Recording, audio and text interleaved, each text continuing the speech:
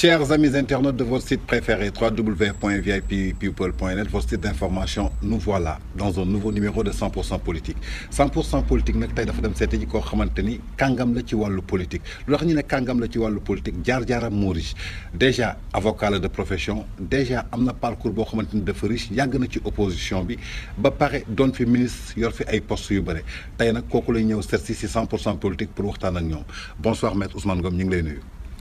jërëjëf Tange maa ngi lay nuyu di la fay di nuyu auditeur ak auditrice ak ñëpp ñi nga xam ne ñu ngi seetaan VIP People di am mbégte tey ñëw ci seen émission 100% politique. tey 100% politique maître yow la dalal question bi mu lay njëkk laaj tey soo ñu doon defal en résumé maanaam sa parcours politique maanaam bi nga nekk opposant ku nekk xam na ni PDS nga nekkoon te jàkkaarloo ngeen Senghor jàkkaarloo Abdou Diouf ba yàlla di leen indi pouvoir en 2000. bi ngeen jógee foofu encore créé woon nga sa parti bu tudd PLS maanaam parti libéral du Sénégal ñu jógee foofu nga créé waat beneen bu tudd LCK ba tey ci Sénégal ca kanam tey soo ñu doon defal en résumé jàngatu parcours politique boobu lan lay doon. waaw jërëjëf loolu nag xam naa ni du xaj ci benn émission. ndax jaar-jaar la boo xam ni ëpp na ñeent fukki at. ndax man bi may dugg ci politique boobu élève la maa ngi ci lycée nekk classe 3e wala seconde lycée Charles de Gaulle PDS ñu koy door a créer ma gis journal bi jàng profession de foi bi ak conférence de presse bi nga xam ni moom la maître Abdoulaye Wade jëkk def rek ma ni man foog ma engagé parce que parti bi neex na ma te xam nga xaleel souvent day bëgg nekk opposition nekk opposant noonu laa ci duggee tàmbali di yëngatu ci Ndar ak benn góor goo xam ni mi ngi tudd Iba Gueye yàlla na ko yàlla yërëm te xare ko àjjana moo fa indi woon journal bi après may ciy gisee di waxtaan ak moom ba mu may jox journal yi ni ma naa ko jaay ma koy jaay sama professeur yi. kon yow yaa doon jaay journal yi. ma doon jaay journal yi activité militante xam nga loolu engagement militant foofu lay doore déjà góor gi daf ma ne woon sax daf may jëndal sama carte ma ne ko déedéet. may jëndal suma bopp pour wane suma engagement militant alors donc loolu aussi ma commencé ko def ba nga xam ni première conférence nationale bu PDS ak premier congrès bu PDS bi nga xam ni ñu ngi ko def à Kaolack en janvier 1976 ma teew ca ànd ak délégation mag ñi Saint-Louis daal di ñëw booba laa continuer donc di militer ba ni ma ñëwee université Ndakaaru nekk ci PDS nekk ci étudiant wu PDS yi ñu diriger étudiants yi ak élèves yi ensuite ñu nekk ci activités yi nga xam ni yëpp ñu ngi koy mener au niveau national loolu la jaar-jaar bi tàmbale ma gën a xamanteeg Abdoulaye Wade ndax maa ngi doon bind ne yéen ci journalu jeunes yi d'abord alors mi ngi tuddoon takku waaw après ñu jógee fa ma bind ci nag ay articles yu am solo maa ngi fàttaliku benn article boo xam ni ONCAD booba ONCAD moo fi nekk ma bind ci ONCAD bréviaire du pillage article boobu ba ma ko bindee avant ñu koy publier Abdoulaye Wade jot ko gis daal ni mais article bi de weesu na journalu xale yi nañ ko indi ci journal parti bi démocrate ñu indi ko démocrate mu recevoir ma nag félicité ma ba pare ñu daal di mu doon la une du démocrate loolu mooy sama entrée dans la cour des grands ma dugg ci article boobu après ñu daal di may jël ci coopté ma ci comité rédaction bu démocrate ba ma nekk directeur de publication kon maanaam journaliste nga woon. voilà pratiquement si laa nekk nag ci communication wu d'ailleurs PDS presque journaux wu PDS yëpp maa ko dirigé wala ma topp ci ko dirigé woon muy Fara Ndiaye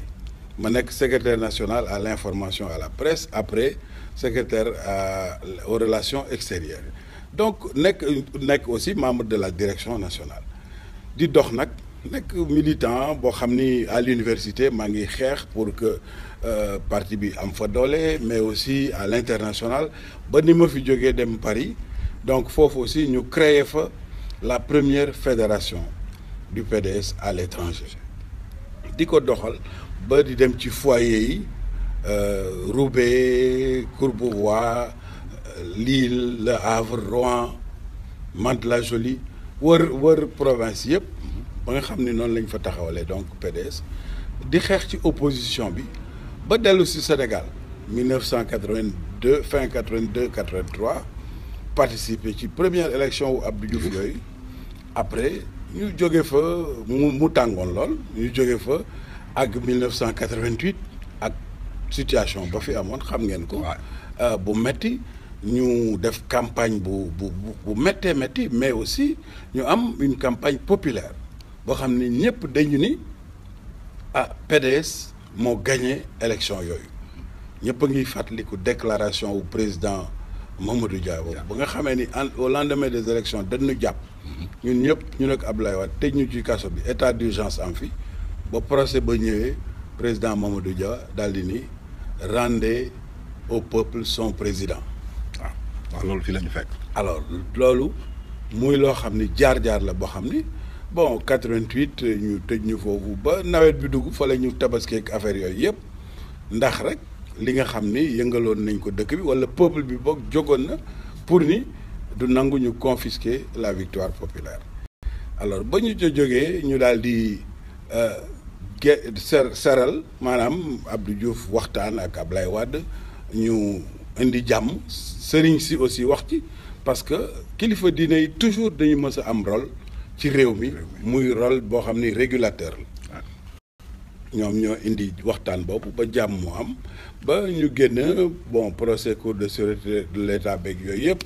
ñu fàtte ko après ñu daal di commencer waxtaan nag ci lañ jógee di waxtaan ci code électoral bu bees mooy code électoral consensuel bi nga doon dégg nga xam ne mi ngi mujj pare 92 wante fin 88 89 lañ ko tàmbali ñuy xeex ci assemblée nationale di xeex ci ay commission ak réunion ak plan international loolu yëpp donc am ba ñu àgg 1991 ci la ñuy door a def li ñu jëkk wax gouvernement majorité présidentielle élargie premier gouvernement boo xam ni bokk nañ ko ak Abdou Diouf ndeysaan dem si yàlla ji Habib Thiam mi fi jógee bërki démb moo doon premier ministre yàlla na ko yàlla yërëm aussi te xare ko àjjana alors comme ça donc la ñu nekkee ci opposition mais aussi participer ci gouvernement pour wane ni duñu rek parti d'opposition professionnel que am nañu programme am nañu gis-gis am nañu fu ñu jëm am na fu ñu bëgg a jëmale réew mi ba loolu tax ba ñu duggee ci biir gouvernement ba aussi feeñ na fa ci suñu liggéey ministre ya nga xam ne ñëwoon nañu bu ànd ak Ablaye Wade ci biir gouvernement bi wane nañu déjà ci biir gouvernement boobu li ñuy mën a liggéey bañ ca jógee 1995 aussi ñu duggaat ci gouvernement bi ci la nekk ministre de la santé dégg ngeen Abdou Diouf moom ci boppam la mu waxoon ni meilleur ministre de la santé bu mu am moo doon ñun donc ci liggéey boobu fonk ñu donc ci suñu liggéey loolu dafa war a wane rek ni opposition duñu ennemi ak pouvoir ay adversaire lañu mën nañu bañ a bokk gis-gis ci réew mi mën nañu bañ a bokk ambition même ci réew mi xëy na am nañu gën a am ambition ñu gën a yàkkamti mais quelquefois réew mi dana laaj ñu toog waxtaan diisoo pour am consensus sur les grandes questions nationales pour mën ko doxal alors loolu donc mooy li ma la mën a wax ci wàllu PDS comme ni nga ko waxee ba ñu demee ba 1998 taxawal naa suma parti boppam mu di parti libéral sénégalais ma xeex loolu histoire la aussi bu mag boo xam ni bu ma ko fi doon nettali tey duñ fi jógee ma xeex ba parti boobu taxaw ba ma demal sama bopp assemblée nationale ak parti boobu waaw alors ensuite donc après 2000 ma dem aussi assemblée nationale sama bopp ak parti boobu Ablaye Wade woo ma parce que boobu mairie Saint-Louis candidat la foon mën naa wax sax di maa ko gañoon parce que ñëpp wax nañ ni gañe nañ ko ba ma ne damay dem cour suprême parce que bëgguma ñu foqati sama victoire Ablaye Wade woo ma ni ma yow ñun suñu ñaari parti kenn waru leen dégg tribunal il faut que tu reviennes dans la maison du père loolu moo indiwaat suma dellu si ci PDS ma ñëw ndoog ànd ak moom liggéey mu xam aussi fu ma ko mën a féete donc mu jox ma ay responsabilités yu am solo ma liggéey ko ministère du commerce ensuite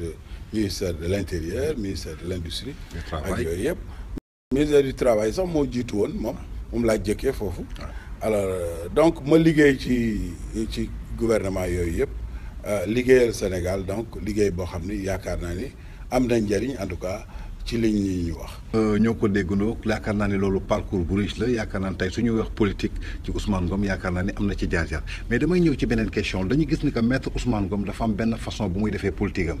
par rapport ak ni ñu amee temps di ko gis ci yenn opposition yi maanaam seen politique yëpp durant seen carrière toog ci télé yi la di saagante di xastante kii def na lii kii deful lii di critiquer ñi gis maître Ousmane Ngom day def politique am dans la discrétion ni tambour ni trompette pourquoi loolu pourquoi différence boobu. waaw am na sax fan yi sa benn mbokk journaliste bu wax loolu daal di ni maître Ousmane Ngom coalition bi nga xam ni taxawal na ko Sénégal ci kanam bett nañu bare ndax sans tambour ni trompette tabax na ko ci suuf ba ñu agsi fii tey ji ñu gis ci ay kàngam yoo xam ni ay borom xam-xam lañu ay homme d'affaires lañu ay transporteurs lañu ay mareyeurs mais aussi ay ingénieurs ay anciens ministres ak ay femmes de développement yu am solo yoo xam ni nekk nañ ci alors te mu law ba laal région wu Sénégal yëpp. waaw te kenn déggul dara quoi te dañuy gis ni que seen opposants yi balaa ñuy teg dara sax dañ koy commencer annoncer dem ci télé yi di def ay mais yow loolu yëpp fekku la ci. te chaque fois noonu mooy sa démarche. waaye xam nga nag loolu yëpp c'est le fruit de l'expérience xëy na bu njëkk daan naa def noonu parce que man ak ñëpp ñoo daan defandoo noonu politique mais. nit bu bëggee avancer dafay tirer leçon ci expérience sam papa daf daan wax ni bopp ba barke di wàcc nopp borom dafay dégg loolu mooy expérience du sa expérience su bopp rek da nga war a capitaliser expérience su sa bopp d'abord mais aussi expérience su ñeneen ñi ñëpp boo ko capitaliser da ngay am benn bond en avant plus par rapport ak ñeneen ñi loolu mooy plus bi tey moo tax ba ma xoolaatee li ñuy wax introspection def remise en cause daal ni nañu changer doxalin bàyyi teg de côté politique politicienne taxawal politique de développement mooy lan mooy nekkinu nit ñi nga nemmeeku ko mën nga am ay programme mën nga am ambition mën nga am vision boo xam ni da nga bëgg développer Sénégal ca na mu gën a gaawe ak ca na mu gën a rafete mais loolu xëy na bala nga koy doxal wala bala nga koy cee àgg nit ñi mën nañoo xaddi wala ñu ni kii kat mi ngi nuy dig àjjana wante kañ lañ fay àgg kon nag yow li nga war a def pour que nit ñi gën a sawar ci ànd ak yow moo di nga fexe ba seen nekkin nga toppatoo ko nemmeeku ko li ñuy wax le vécu quotidien des populations nga taxaw ci maanaam dem xool lu ñu nekkin boobu nan nga ci mën a taxawee ba mu am changement ba nga former leen encadrer leen aider leen ñu mën a àgg ci ay sources de financement pour gis seen bopp ci développement boobu wala émergence boobu wala koom-koom boobu loolu mooy politique de développement loolu la ñu tuddee itam ci suñu mouvement benn slogan bu ñuy wax s'occuper du petit matin en attendant le grand soir s'occuper du petit matin en attendant le grand soir maanaam nga fexe nit ki nga àndal nga koy dikk àjjana ni ko ñu ngi si yoon bi mbooye mi tàng lool avant ngeen di àggaña nga wut potu ndox boog jox ko ni ko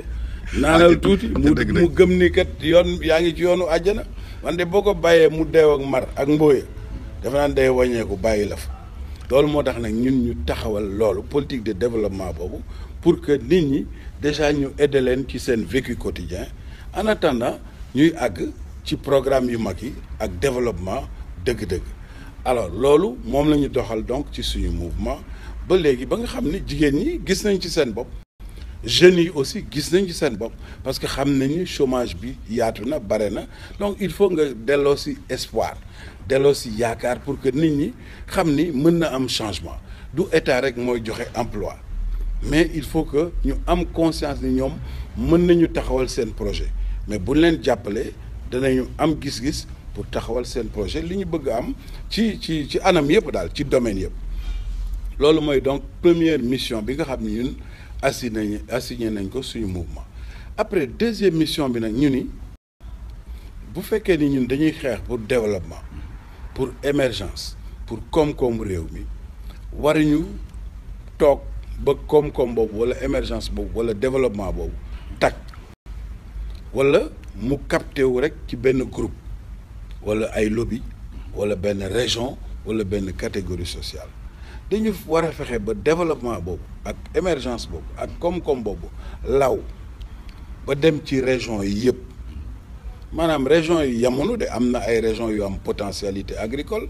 am ñoo xam ni wàllu napp la ñu am na ñoo xam ni wàllu élevage la ñu am na ñoo xam ni wàllu ressource minière la ñu am. maanaam ci koom-koom yëpp daal. voilà or wala zircon wala leneen am na aussi gaz wala pétrole yooyu yëpp mais nag dañu fa war a fexe ba région bu nekk ak ressource boo mënti am na ci yeneen région yi bénéficié wu ñi nga xam ni ñuy jokkalante daal loolu mooy solidarité bi nga xam ni war na am ci région yi ba nga xam ni région yi dootuñu doon rek région administrative mais dañuy nekk li ñuy tuddee région économique spécialisée maanaam ay pôle de développement économique la ñuy doon région yooyu bu fekkee ni demee nañu noonu danañu mën a jokkalante ressources yi aussi état bi fexe ba donc région bu nekk ressource ba nga am ñu mën ci bénéficier loo beneen région yi ba nga xam dañuy am li ñuy tuddee développement harmonieux ba pare loolu bu mu yem rek ci région yi mais aussi na dem ci nit ñi alors ñun nag loolu la ñu xoolaat ko setantal ko moom la ñuy tuddee démocratie économique. dañuy ñëwaat ci beneen question maanaam Ousmane Ngom ku ko xam tey sànqal bi nga ko waxee ci commencement bi maanaam sa jaar-jaar ci wàllu PDS maanaam kay jaay journal di bind ba nekk kàngam ci biir PDS yaakaar naa ne xam na PDS mais fan yi passé dañuy gis ñaari expulsion ci biir PDS muy ñaari kàngam yoo xamante ni ku nekk xam nañu dañu défendre PDS fu nekk jaay nañ seen bakkan ci PDS fu nekk muy Farba Senghor ak Pape Samba Mboup tey en tant que homme d'état en tant que ku yàgg PDS naka nga jugé loolu. non bett dama am naa aussi lu ma naqari lool parce que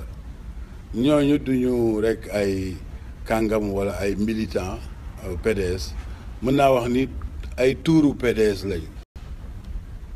li war a di wax tuur. waaw tuuru PDS lañu. tuur nag kenn warul teqali kooku. waaw parce que dama yaakaar ni ñoom moom PDS lépp lu mu sam Farba Senghor ak Pape Samba Mboup yaakaar naa ne taxaw nañ ci ay Baye Fall lañu weesu nañu Baye Fall moo tax man la ay tuuru PDS lañu.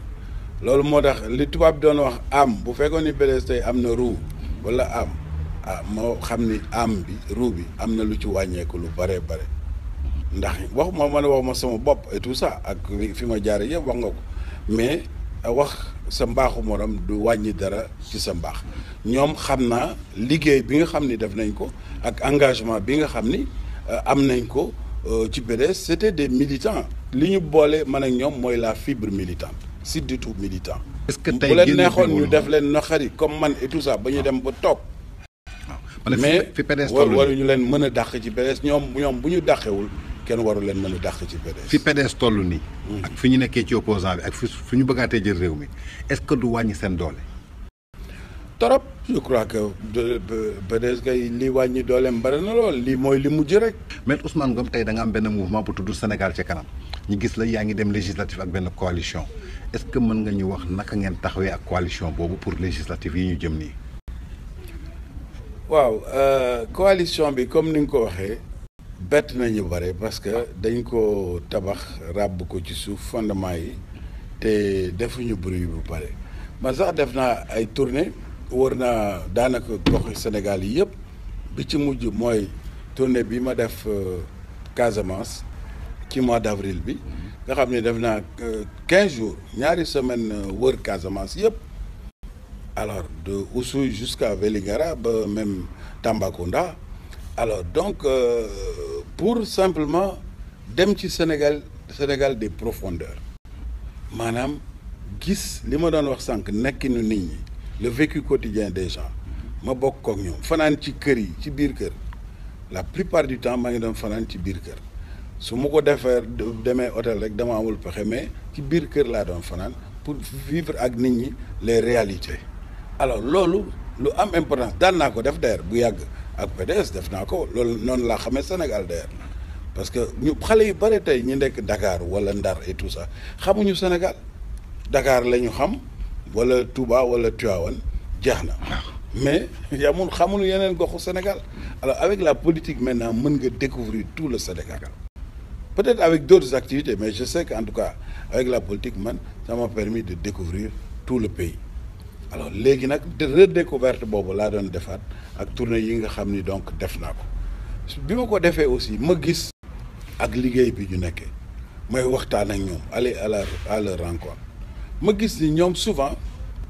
dañ leen di représenter ay hommes politiques rek ñooy dem ni leen représenter nañ leen assemblée ñun ñooy porter seen préoccupation ak yooyu te duñ ko porter nañu ko war a porter toujours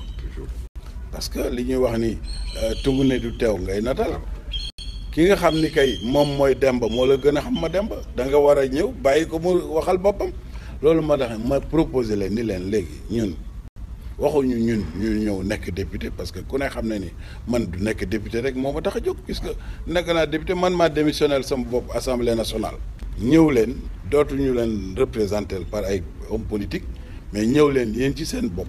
ñu def leen candidat pour que ngeen dem directement à l'assemblée nationale pour représenter seen corporation lu ngeen bëgg wax ngeen wax ko directement su ngeen amee ay plateforme ngeen mën ko présenter directement au niveau de l'assemblée noonu laa waxtaanee ak transporteurs yi ba ñu d'accord ak man ak président Mbaye Amar bu AFTU noonu laa waxtaanee également ak mareyeurs yi ak seen président national général Djibi Ndiaye moom itam mu waxtaan ak yeneen département am yëpp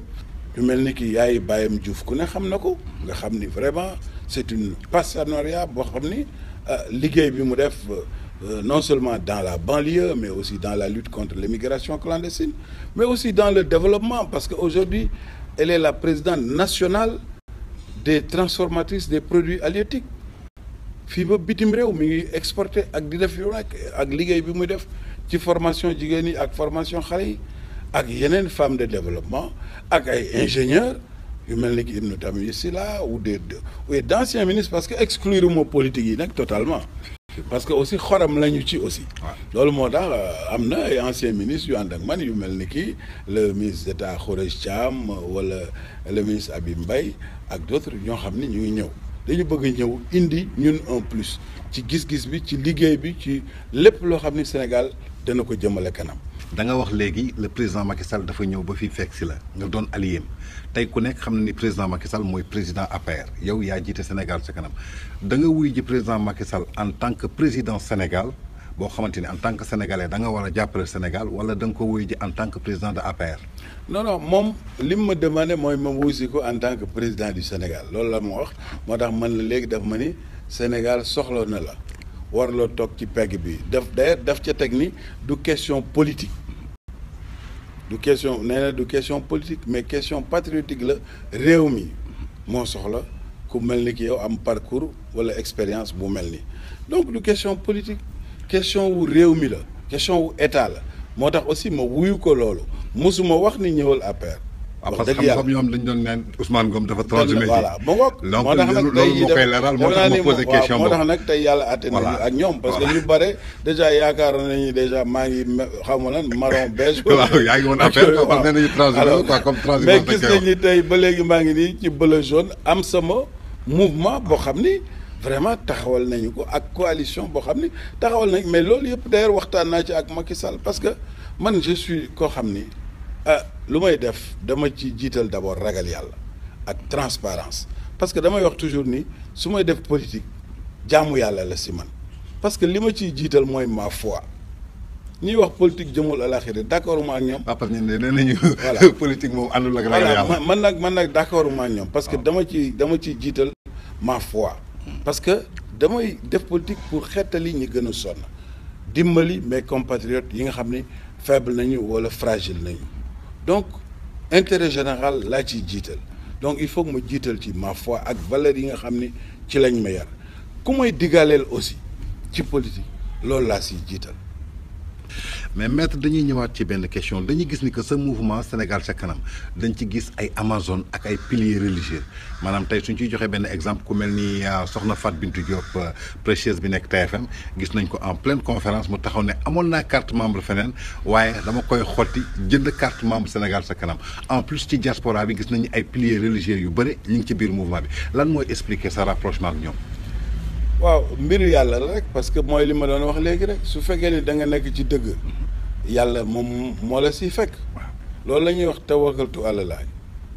bu wakkir la aussi yàlla bu yeboo nga wéet ci à un moment donné mais yàlla dana la ca fekk alors donc bëgguma fi nekk di firi ñu defa ni damay gàmmu encore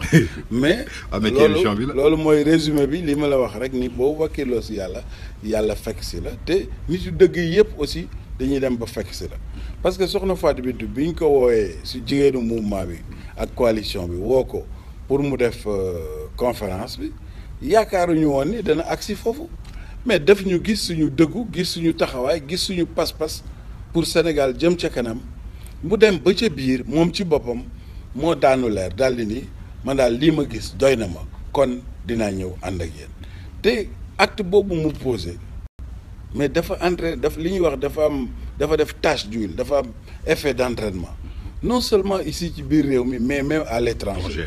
partout dans le monde on est saisi de partout il y a des prêcheurs yoo xam ne yu mel ne ki Oustaz Kabir Sène ñoom ma nga leen fekk Chicago et tout ça mais dañu woote yónnee message ci saa si ni ñun bu ñu fa fekkoon ni soxna Fatou Bintou def la ñuy def te engagé nañu à partir d'aujourd'hui fii la ñuy commencer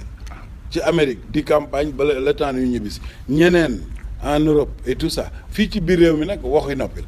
ay plusieurs oustaz mais aussi gis nañu ci sumu wet koo xam ni ku ko xam ci Sénégal xam ni nitu dëgg la xam ni itam nitu diine la mais c'est un intellectuel éminent et brillant un érudit Ahmed Bachir Kounta nga xam ni c'est un homme respectable ku ko gis xam ni fi mu nekk caaxaan yóbbu ko fa te mi ngi taxaw ci sumu wet di yëngatu actif lool ci mouvement bi di doon vice-président même ci mouvement bi ci coalition bi aussi mu occupé ci une place centrale kon loolu déjà signal fort la pour nitu diine yëpp xam ni li ñuy def caaxaan taxu ko jóg te damay wax toujours ma ni ñun ñuy def politique suñu bëggee réussir waruñu ber nitu diine yi au contraire dañ leen war jox loxo bu baax def li ñuy wax ak ñoom partenariat stratégique ndax lu tax nee na ñun ñëpp même public bi la ñu am même cible bi la ñu am mu di homme politique yi wala kilifa diine yi ñoom la ñuy waxal ñoom la ñuy transmettre message mais ñun suñu message bu ñu koy transmettre en tant que homme politique wala homme d'État xel yi la ñuy waxal on parle à l'intelligence des gens kon nag mën nañ ñoo dégg comme mën nañ ñoo bañ a dégg alors que kilifa diine yi ñoom bu ñuy wax ak nit ñi seen ruu la ñuy waxal ils s'adressent à la conscience des gens à leur âme kon ils sont forcément attendus et entendus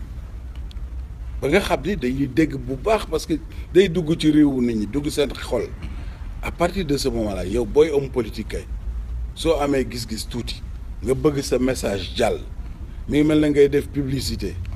da nga war a am emballage bu baax am message bu baax boo xam ni ku ko gis dana ko sopp kon yow boo jëlee sa message en tant que homme politique fexe ba partager ko ak nitu diine kilifa diine mu xam ni message bii kat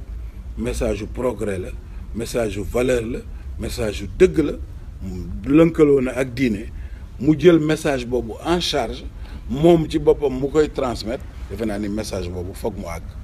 loolu moo tax ñu lënkaloo ak kilifa diine yi def leen au centre de nos préoccupations moo profite ci seen émission d'ailleurs pour leur rendre un hommage vibrant kilifa diine Sénégal yëpp ak tarixa yëpp parce que ñu ngi jouer un rôle de régulation important depuis toujours depuis la colonisation ou bien avant ñu ngi jouer un rôle très important un rôle patriotique pour le développement du Sénégal ak pour lu jëmale Sénégal kanam. ñoo ko déggandoo mu doon message bu maître Ousmane Ngom lancé woon di rendre un vibrant hommage à tous nos chefs religieux maanaam tarixa yëpp képp fu mu waay mën a nekk toujours dañuy ñëw suñu émission 100% politique comme ni mu ko wax léegi maître Ousmane Ngom lañ dalal tey maître dafa am loo xamante ni yow kese yaa ko def maanaam depuis histoire politique Sénégal am ba tey maanaam mandat présidentiel yow ci sa département da nga fa def mandat maanaam mandat présidentiel Sénégal 7 ans la yow yaay le seul sénégalais bu def ci sa département ministériel 7 ans muy ministère de l'intérieur. tey ku septennat nga def moom ministère de l'intérieur tey ku ne ministère de l'intérieur yaakaar naa ni wax na wàllu élection donc tey yow en tant que expérience bi nga am kenn gënu laa xam département boobu tey naka nga jàngatee 47 listes ci département 47 listes ci élection législative yi ñu jëm ci réew mu toll ni Sénégal toll ci 14 millions d'habitants ba pare lenteuru carte d'identité yi def na coow ci dëkk bi yaakaar naa ni dégg nga ko ba ci carte d'identité yi nga fekkoon Kaolack ñi sànni leen ba ñu naan dig am na ñu mu arrêté am ñoo xamante ne seen carte d'identité da ngay gis ay photo jigéen si ay turu góor tey naka nga jàngatee loolu ba pare ñu jëm ci ay législatif jiital ci bopp coalition Khalifa Sall ku nekk xam na ni Khalifa Sall moo doon maire Dakar tey mu nekk ci biir kaso bi ba pare mu nekk tête de liste yow en tant que ministre de l'intérieur boo xamante ni def nga fi 7 ans naka nga mën a def résumé ak yan expérience nga ñu ci mën a jox ndax yaakaar naa ne yaa ko gën a xam. bon bi nga mujj wax sax laay jëkkee. bu Khalifa Sall muy affaire u Khalifa Sall mi nekk kaso te nekk ci liste député. waaw bon loolu warul jaaxal kenn lu mën a am la parce que le régime de liberté lañ nekk. régime de état de droit lañ nekk. régime de démocratie lañ nekk régime de liberté lañ nekk kon régime boobu lu mu prévoir moo di nit ku nekk tu es censé être innocent tant que condamné wu la définitivement tant que condamnation définitive amagul dañuy yaakaar ni innocent nga kon war nga mën a def lépp lu nit ku libre di def am activité yëpp war nga mën a occuper aussi responsabilité yi nga xam ni yëpp nit war na ko mën a occuper loolu amoon na fi wax naa la ni 1988 avant proclamation résultat élection législative yi jàpp nañu ñu nekk Ablaye Wade ak ñoom ñëpp te ñu ci biir kaso bi man maa ngi déggee su ma falu député la première fois ci biir kaso au Rebeuss booba ñu jàpp ndax événement yi nga post électoraux yi nga xam ni amoon na donc 1988 et pourtant ba dama génn cour de sûreté de l'État jaar na fekk yooyu yëpp mais après dama génn nekk président de groupe parlementaire. mais boobu ak bii du benn parce que boobu démocratie amul woon Sénégal léegi démocratie sax na fi wax nga ko sànq sa biir wax. te yow boobu campagne nga ba pare mais tey Khalifa Sall bi nekk ci kaso bi naka la mën demee ci gox-goxaan yi pour campagne. non moom du campagne équipe am ñooy campagne. ak ñi nga xam ne ànd nañoo ak moom. mais moom du campagne parce que amul liberté totale même bu fekkee ni am na liberté relative alors donc loolu limite la. frein la ci moom moo tax aussi risque la ñi nga xam ni jël nañu risque jiital ko te moom muy tête de liste te mënul bouger mënul campagne xëy na message bi nga xam ni doon na ko bëgg a transmettre parce que bon nit lu mu la bëgg a remplacer aussi bu fekkee ni concevoir message bi xalaatul ko boppam xëy na nga ko bëgg jàllee du ko mën a jàll donc risque la boo xam ni jël nañ ko mais nag en politique aussi il faut ngay jël risque politique ak risque ñoo ànd risque bi nag quelquefois mën na jàll comme on dit ou bien quelquefois du jàll. ça passe ou ça casse. maanaam loterie la voilà mu ngoog. kon nag bon dama déggoon ci biir wax Barthélémy Dias wax benn wax nee na allah kulli sax ñoom def Khalifa Sall tête de liste mooy génnee nañu Khalifa Sall ci kaso bi nee na parce que même suñu amee benn député Khalifa Sall day nekk député te am na droit nekk candidat à la présidence de l'Assemblée nationale te su ko nekkee loi daf ko war a génnee est-ce que loolu am na wala amul. waaw mais loolu mooy li ñuy wax ni. tuer la peau xaw ma naan vendre la peau de l'ours avant de l'avoir tué jaasi kenn du ko jiitu ci mbaram li nga xam ni vraiment àggaguñu fa kenn warul toog di bàkku te jëm ci làmb ja xaaral ba nga jóge ci làmb ji ba pare dooley bàkku teel a wax loolu gaawul parce que comme ni ma la waxee fi ñu toll mooy régime de liberté lañ nekk état de droit lañ nekk àggaguñu ci cëppaandaw ko kon nag bu kenn jiital Salamine. léegi dañuy dugg ci lenteuru distribution carte d'identité yi ak carte électorale yi à quelques jours des élections en tant que ministre de l'intérieur yow loolu noo ko jàngate xam nga élection bu jubsee dafa war a ànd ak toujours sérénité dafa war a ànd ak xol bu dal ak xel mu dal ba nga xam ne nit ñi danañ dem ci élection tranquillement loolu mooy indi d'ailleurs transparence ak liberté élection ak consolider démocratie mais bu amee jiixi jaaxa rek après loolu mën a doon source de tension mais nag souvent nit ñi aussi dañuy yàkkamti ba nga xam ni dañuy li ñuy wax ni lu ñu tëll rek ñu ni damm na parce que léegi ak jumtukaay yi nga xam ni ministère de l'intérieur am na ko ak ni mu xarañee yaakaar naa ni lépp lu ñu war a def ci defar ay carte génne ko à temps war nañ ko mën a def li ci des kay mooy séddale carte yooyu ba fexe seen borom jot ci loolu nag lu ñu mën a def la maanaam bu ñu yokkee commission yi gën leen tas ci biir réew mi mu doon même ay commission mobile ak ay commission fixe ñu tas ci biir réew mi yëpp defe naa ni objectif bi war nañ ko mën a atteindre maanaam nit ñëpp jot ci seen carte. mais dañuy loolu daal la yaakaar ni suñ ci taxawee mën nañ ko réaliser ci na mu gën a gaawee ba nit ñi mën a jot seen carte mën a dem ci élection yi tranquillement waaw mais dañuy ne élection prévoir la ñëpp xamoon nañu élection day am lu tax jëluñu woon seen matukaay avant yow nekk nga ministère de l'intérieur mais lii mosu fi am ak tey fi technologie bi toll yaakaar naa ni su dañu waroon toog sax à 6 mois de l'élection fekk ñëpp jël seen carte. waaw mais xam nga bon état ak politique lenteur am na ci. waaw mais état ak politique loolu aussi maa ngi ko jànge ci suma xarit Boubacar Sall dama doon waxtaan ak moom tout le temps indil na ma lu bare ci aussi ci expérience politique maa ngi la doon wax ci début émission bi nii expérience politique du dara lu dul rek nga capitaliser sa expérience su bopp ak expérience su ñeneen moom dama doon wax aussi souvent ni ma politique du biir dafay xëy wasi maanaam politique du toujours li nga prévoir wala li nga bëgg def rek moom ngay def na nga am yéene bu baax na nga am gis-gis bu baax na nga am bëgg-bëgg mais il faut également bu réalité yi changer nga adapté wu Abdoulaye Wade daf daan wax ni la politique il faut être flexible aussi loolu tax situation yu bare aussi ñu génn ci loolu lu ci dëgër damm loolu la daan wax lu ci dëgër damm il faut être flexible quand c'est nécessaire général de Gaulle ci boppam loolu moo ko jëkk comprendre parce que moom moo doon wax ni réel politique dafa war a am il n'y a pas de politique qui vaille en dehors des réalités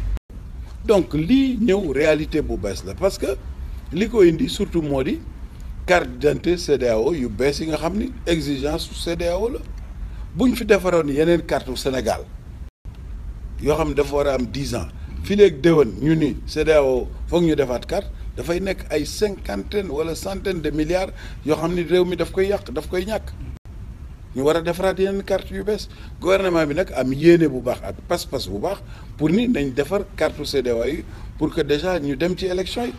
def nañ ci jéego yu am solo nag parce que def nañu fichier bi ba nga xam ni fichier bi yokku na sax par rapport ak 2012 maintenant li ci des moo di ñu génne carte yi distribuer carte yi loolu kay c'est à la portée de l'État war na mën a am na ci ñëpp jàpp war ñu ko sax bàyyi ak état bi rek ku nekk war nga ci jàpp parce que parti politique yi ak yeneen organismes yi société civile ONG et tout ça Sénat ak yooyu yëpp am nañ ci wàll mais parti politique yi surtout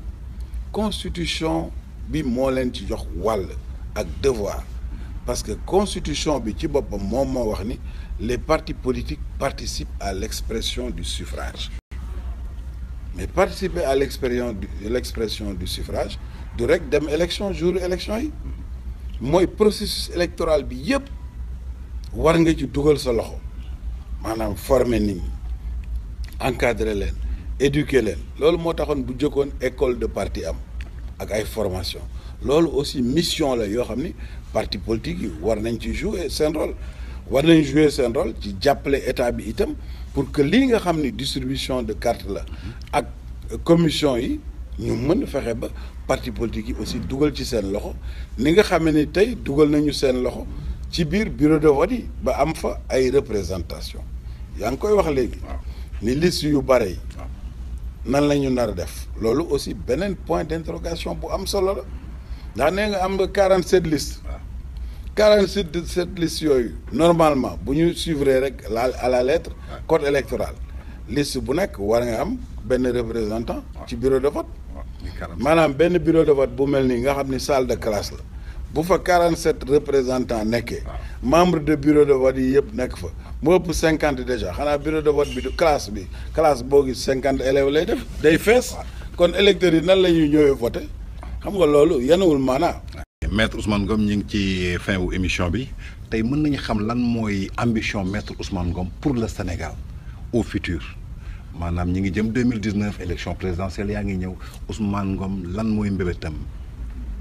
lan mooy ay ambition lan mooy projet pour Sénégal. man amoo projet pour Sénégal sama ambition mooy Sénégal c'est-à-dire man Sénégal moom laa jox suma dund yëpp comme ni ma la ko waxee bi ma nekkee élève laa soobu ci politique élève classe de 3e wala seconde boobu ba léegi mais terewul dama am suma métier dama jàng am cursus universitaire dem ba Sorbonne décroché donc diplôme 3e cycle ñaar wala ñett et tout ça nekk avocat am profession aussi am métier société yu mag yu bare d'ailleurs ba ñu koy tabax doon naa seen avocat ci départ ba ci MDL yi nga xam ni tey ji ñooy exploité or Sabodala beeg yooyu yëpp. mën nañu naan maître Ousmane Ngom am nay ambition présidentielle. loolu ku wax ko jotagul fii ñu toll wax naa ni 2019 am naa candidat déjà mooy Macky Sall puisque waxtaan na ak moom ba d'accord ci ak moom loolu laa taxaw fii ñu toll léegi bu ñu demee ba Macky Sall pare nag wallaahu axlam. incha allah kon ñu xaar la 2024. yàlla moo xam. ñu ngi lay remercier maître Ousmane Ngom c'était votre émission 100% politique un nouveau numéro on était avec maître Ousmane Ngom lan mooy sa mot de la fin. wallaahu axlam yàlla moo xam. kon ñu ngi lay remercier maître Ousmane Ngom. merci beaucoup. À très bientôt pour un autre numéro.